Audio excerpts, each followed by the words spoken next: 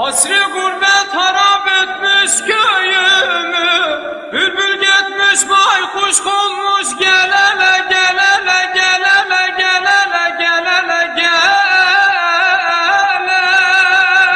hele gel hele.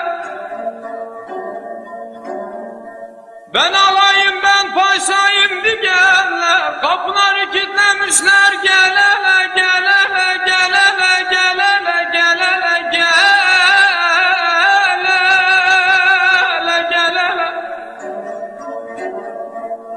Ben ağayım ben paşayım diyenler, kapılar kilitlemişler, gel hele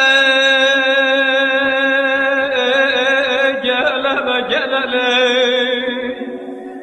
Bir ev burada bir ev karşıda kalmış, hele sorun bakında bizim komşular ne olmuş? 40 senelik ağaç kurumuş kalmış.